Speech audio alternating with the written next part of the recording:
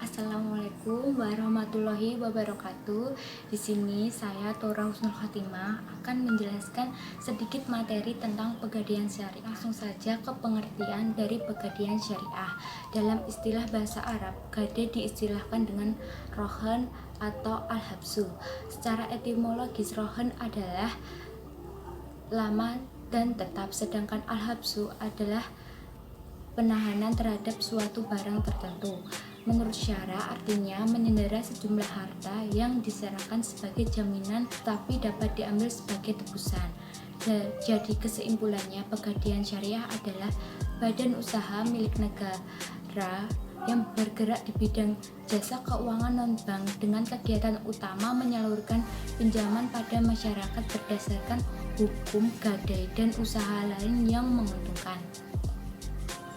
Landasan dari hukum pegadaian syariah adalah Al-Baqarah ayat 283 dan hadisnya dari Abu Hurairah radhiyallahu anhu, Nabi Shallallahu alaihi wasallam bersabda, tidak terlepas kepemilikan barang gadai dari pemilik yang menggadaikannya, ia memperoleh manfaat dan menanggung resikonya.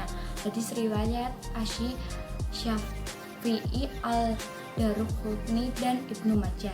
Yang kedua, Nabi bersabda, tunggangan atau kendaraan yang digadaikan boleh dinaiki dengan menanggung biayanya, dan binatang ternak yang digadaikan dapat diperah susunya dengan menanggung biayanya.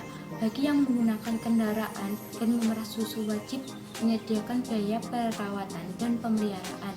Hadis riwayat Jamaah kecuali Muslim dan An-Nasa'i. Yang selanjutnya adalah mekanisme operasional lembaga pegadaian syariah.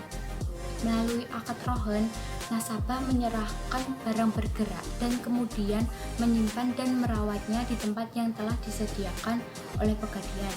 Akibatnya yang timbul dari proses penyimpanan ini adalah timbulnya biaya yang meliputi nilai investasi, penyimpanan, biaya perawatan, dan keseluruhan proses kegiatannya. Atas dasar ini dibenarkan bagi pegadaian mengenakan biaya sewa kepada nasabah sesuai jumlah yang disepakati oleh kedua belah pihak. Pegadaian syariah akan memperoleh keuntungan hanya dari biaya sewa tempat yang dipungut, bukan tambahan berupa bunga atau sewa modal yang diperhitungkan dari uang pinjaman. Ketentuan atau persyaratan yang menyertai akad tersebut meliputi 1. Akad, 2. Marhun bih, yaitu pinjaman, yang ketiga marhun, barang yang dirohankan, yang keempat jumlah maksimum dan narohan dan nilai likuidasi barang yang dirohankan, serta jangka waktu rohan ditetapkan dalam prosedur. Yang kelima, rohan dibebani jasa manajemen atas barang berupa biaya asuransi, penyimpanan, keamanan, dan pengelolaan serta administrasi. Yang selanjutnya, produk-produk dalam lembaga pegadaian syariah.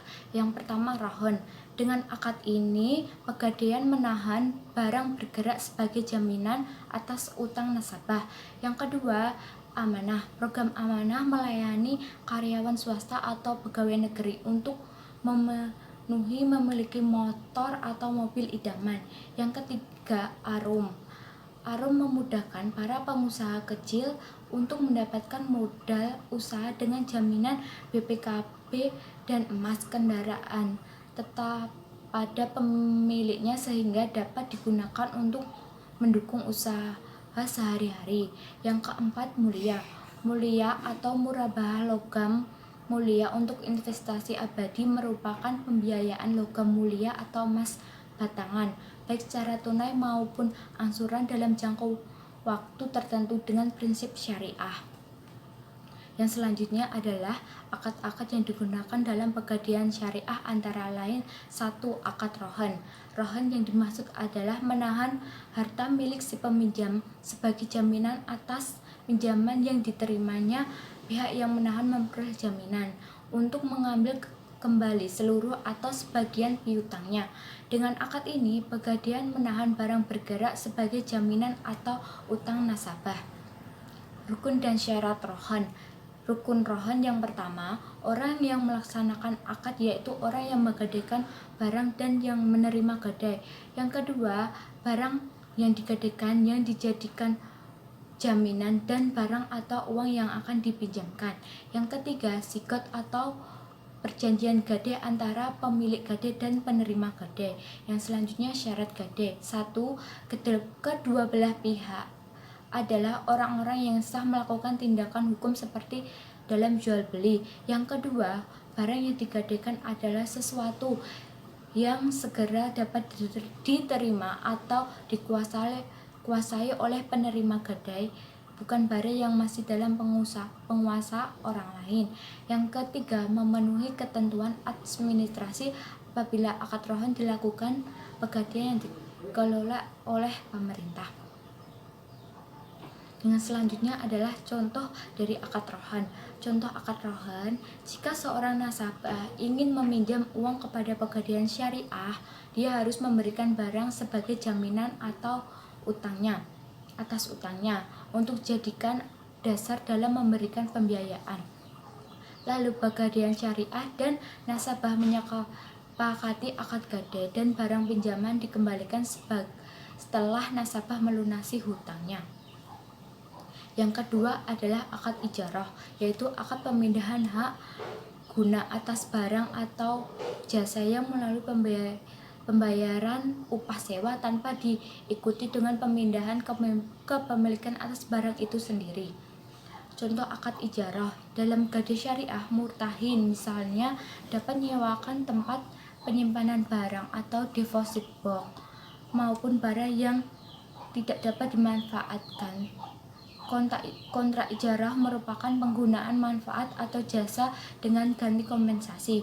Pemilik menyewakan manfaat disebut muajir, sementara penyewa nasabah disebut mustajir, serta sesuatu yang diambil manfaatnya tempat penitipan disebut majur dengan kompensasi atau balas jasa yang disebut ujrah. Dengan demikian, nasabah akan memberikan biaya jasa atau fee kepada murtahin karena nasabah telah menitipkan barangnya kepada murtahin untuk menjaga dan merawat marhun. Selanjutnya adalah rukun dan syarat dari ijarah. Menurut fatwa Dewan Syariah Nasional nomor 9 atau Dewan Syariah Nasional MUI 2000 tentang pembiayaan ijarah. 1.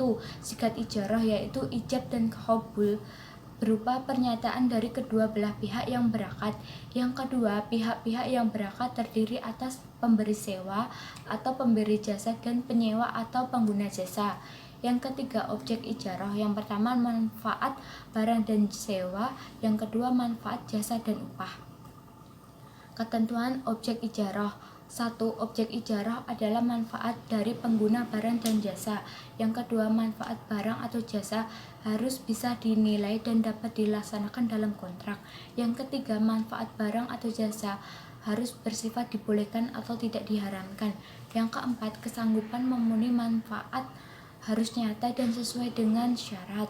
Yang kelima, manfaat harus dikenali secara spesifik sedemikian rupa untuk menghilangkan jahalah ketidaktahuan yang akan mengakibatkan sengketa. Yang keenam, spesifikasi manfaat harus dinyatakan dengan jelas termasuk jangka waktunya.